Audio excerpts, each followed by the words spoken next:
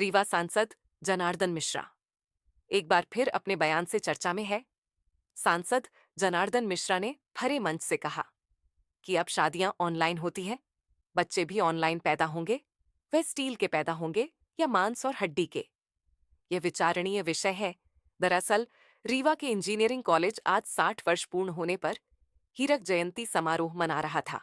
समारोह में मुख्य अतिथि के तौर पर राज्यपाल मंगू भाई पटेल, डिप्टी सीएम राजेंद्र शुक्ल, उच्च एवं तकनीकी शिक्षा मंत्री इंद्र सिंह परमार उपस्थित थे।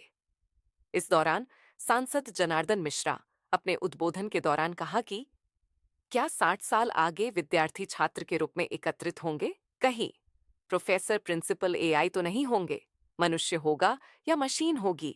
या सवाल मेरे मन में गूंज रहा है। पति पत्नी जब बिस्तर में लेटते हैं तो एक का मुंह दक्षिण, एक का मुंह उत्तर की तरफ होता है। मोबाइल में मोहब्बत करते हैं, उसी में आहें भरते हैं।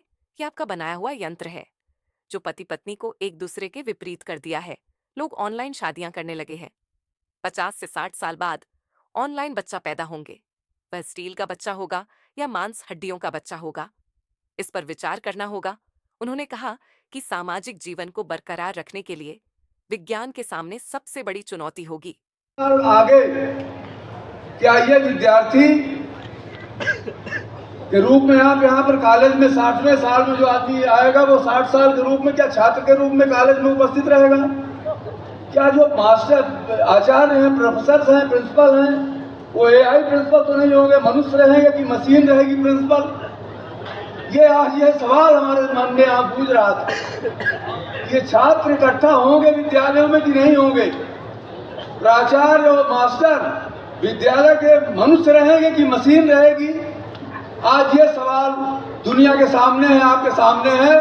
और मैं चूंकि यहाँ पर अभी विकासस्य मूलम अभियांत्रिकी आपका लोगो है, मैं इस पर विचार करने के लिए आग्रह करूँ आपसे कि आप इस पर विचार करें। आपके बनाए हुए हथियार हैं, आपके बनाए हुए औजारों से आज पति और पत्नी एक बिस्तर पर, मैं जानता नहीं, मैंने किसी पति पत्नी के बिस्तर में झांकने का प्रयास नहीं किया, लेकिन लोग कहते हैं कि पति और पत्नी एक बिस्तर में लेटते हैं तो एक का मुंह दक्षिण की ओर होता है, एक का मुंह उत्तर की ओर होता है, अब मोबाइल से मोहब्बत करके उसी में आहें भरते हैं। तो ये आपका बनाया हुआ यंत्र है जिसने पति पत्नी को एक दूसरे के सामने मुंह करने के बजाय दूसरे के विपरीत दिशा में मुंह कर दिया।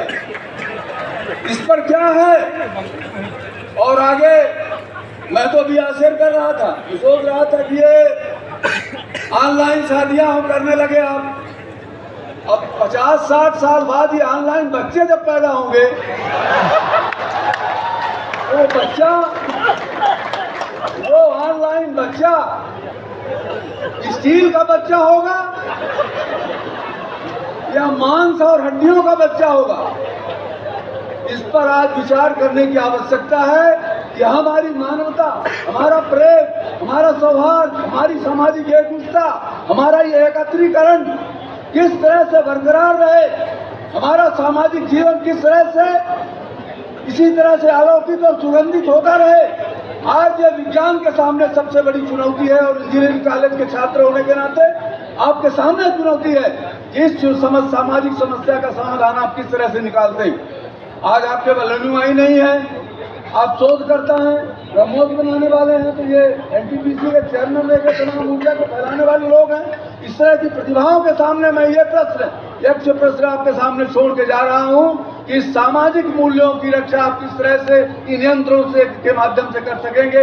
इन्हीं शब्दों के साथ मैं श्रद्धेय मंगू भाई पटेल जी का हृदय से अभिवादन करते हुए अपनी बात समाप्त करता हूँ। धन्यवाद। जय हिंद। हम सबके आदर के केंद्र मध्य प्रदेश के महामहिम राज्यपाल श्रद्धेय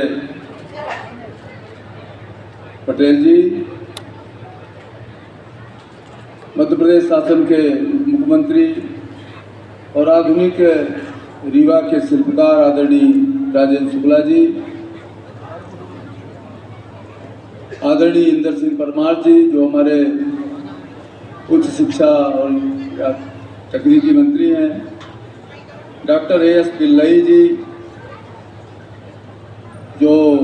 पद्म भूषण हैं और हमारे लिए गौरव के प्रतीक हैं। आदरणीय शर्मा जी, पूर्व MD NTPS, आदरणीय नरेंद्र प्रजापति जी, विधायक जी, आदरणीय प्राचार्य महोदय,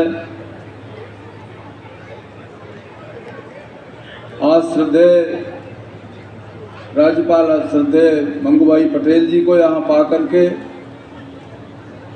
हम सब गौरवान्वित हैं और निश्चित रूप से उनके सानिध्य में ये सम्मेलन बहुत ही फलीभूत होगा, क्योंकि आज ये केवल पूरा छात्रों का सम्मेलन नहीं है, ये उन दूतों का सम्मेलन है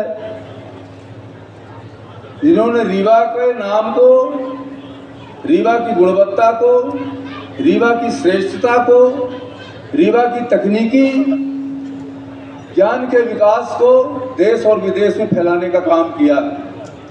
आज यहाँ हमारे सामने डॉक्टर पिल्लई बैठे हुए हैं। इन्होंने जो कुछ भी किया है वो भारत से केवल 2 कदम दूर है। इतने बड़े वैज्ञानिक हैं, लेकिन जब इनसे कभी पूछा गया होगा तो रीवा का अवश्य नाम आपने लिया होगा। रीवा के बारे में दिन में कम से कम 1 बार 2 बार, हफ्ते में 1 बार 2 बार डॉक्टर अब्दुल कलाम जी से भी आपने चर्चा की होगी कि मैं रीवा का विद्यार्थी हूँ, रीवा का पास आउट। तो इस तरह से जो पूरा छात्र विदेशों में है, उनसे भी अगर पूछा गया होगा तो उन्होंने बताया होगा कि मैं रीवा का पास आउट हूँ। तो आप केवल एक व्यक्ति के रूप में यहाँ पर उपस्थित नहीं है, बल्कि एक संस्था के रूप में उपस्थित है, दूत के रूप में उपस्थित है, जिन्होंने पूरे रीवा को दुनिया के सामने परिलक्षित करने का काम किया है।